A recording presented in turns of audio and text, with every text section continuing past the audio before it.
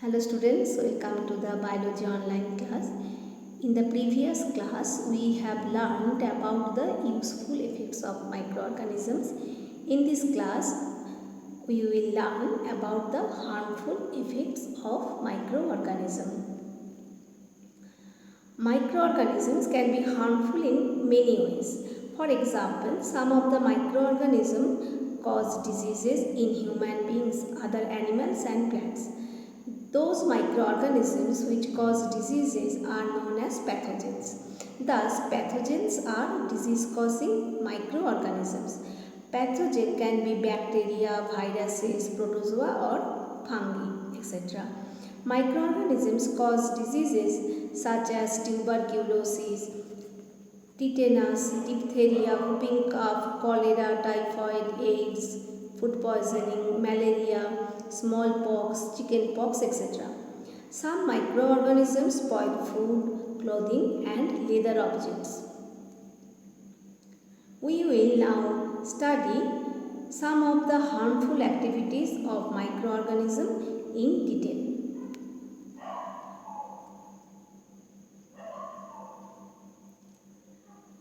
Disease-causing microorganisms or pathogens enter our body through the air we breathe, the water we drink or the food we eat. The disease-causing microorganisms can also get transmitted by direct contact with an infected person or carried through an insect. When pathogens such as bacteria, viruses, protozoa, fungi, etc. enter our body, they may cause diseases. A person who has disease-causing microorganisms in his body is said to be an infected person. Those microbial diseases which can spread from an infected person to a healthy person through air, water, food or physical contact, etc. are known as communicable diseases. In communicable diseases, the disease-causing germs get transmitted from a human being, an animal or the environment to another human being. Some of the examples of communicable diseases are common cold, cholera, chickenpox, tuberculosis, malaria, AIDS, etc. For example, the disease called common cold spreads by breathing air containing microorganisms. The disease common cold is caused by a virus. Suppose a person suffering from common cold is infected with common cold virus. When the person suffering from common cold sneezes, fine droplets of moisture carrying thousands of common cold viruses are spread in the air around him. When a healthy person breathes in the contaminated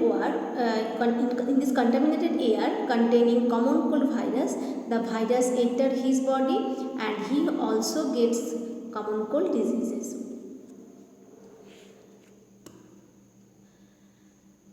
The communicable diseases can occur and spread in the following ways. First, through food and water. By taking infected food or water, the communicable disease can spread. Secondly, air. By breathing of air containing microorganisms, communicable diseases can spread.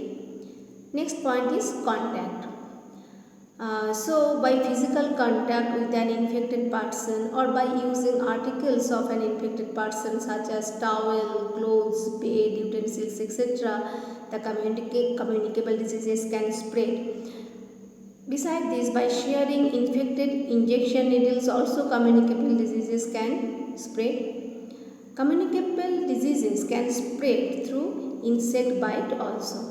For example, the common cold disease spreads by breathing air containing microorganisms. The disease, which is known as cholera, spreads by taking infected food or water. The disease called malaria spreads through insect bites, that means mosquito bites. And the disease called AIDS spreads by sharing infected injection needles or through physical contact with an infected person. Now we will discuss about the prevention of communicable diseases. There are some methods for preventing the occurrence and spreading of communicable diseases. A person suffering from common cold should always cover his mouth and nose with a handkerchief while sneezing so that microorganisms do not get into the air. We should also keep a safe distance from a person having common cold. Secondly, we should keep our food covered to protect it from getting infected by flies. We should also drink clean and safe water. Third point is we should protect ourselves from mosquito bites by using mosquito nets over our beds while sleeping, by putting fine wire mesh on doors and windows, or by using mosquito repellent creams and devices. So children, all of you know that there are many diseases which may cause due to the mosquito bite, so we should protect ourselves from the mosquito bites. Next, we should make sure that only disposable syringes and needles are used for giving us injections, because from the infected syringe or infected needle the disease may spread. We should avoid physical contact with an infected person and not use his towel, clothes or bed. The towel, clothes and utensils used by an infected person should be washed and cleaned separately with soap and hot water. Some of the diseases can be prevented by vaccination at the proper time. So, if we follow these steps, then we can be able to prevent us from the different types of communicable diseases. Now, we will discuss about the carriers of disease-causing microorganisms. There are some insects in our environment which transfer disease-causing microorganisms into our body, either by contaminating our food or by biting into our body and spread diseases. The two most common insects which carry disease-causing microorganisms are the housefly and mosquito. The insect which transmits disease-causing microorganisms to humans without itself suffering from them is known as carrier. We can now say that there are some insects which act as carrier of disease-causing microorganisms. The two most common carriers of disease-causing microorganisms are housefly and mosquito. We will now describe the role of houseflies and mosquitoes in spreading disease. Now we will learn that what is the role of housefly in spreading disease. The housefly lay eggs on garbage dumps, so they breed on filth and refuse. The houseflies feed on garbage, animal excreta, dead organic matter and exposed human food. That means which foods are uncovered. Okay. The body and legs of housefly bear a lot of fine hair. When the housefly sits on a garbage heap, human excreta or other filth or refuses, then millions of disease-causing microorganisms present in them stick to the hairy legs and other body parts of the housefly. And when this same housefly sits on our uncovered food, then the microorganisms sticking to the hair or on its legs and other body parts are transferred to food. In this way, our food gets contaminated with disease-causing microorganisms. When this contaminated food is consumed by a person, then the disease-causing microorganisms enter into his body and cause various diseases. The person gets sick, thus the housefly carries disease-causing microorganisms on the hair of its legs and other body parts. It is the habit of the housefly of sitting on garbage and human food alternately, which is responsible for the transmission of microorganisms to our body and causing diseases. Some of the dangerous diseases spread by housefly are cholera, tuberculosis, typhoid and diarrhea. So children, you can understand it means how the housefly spread the disease. So we should that is follow some steps to prevent the diseases which are spread by housefly. So which step should we follow? We should follow the following steps to prevent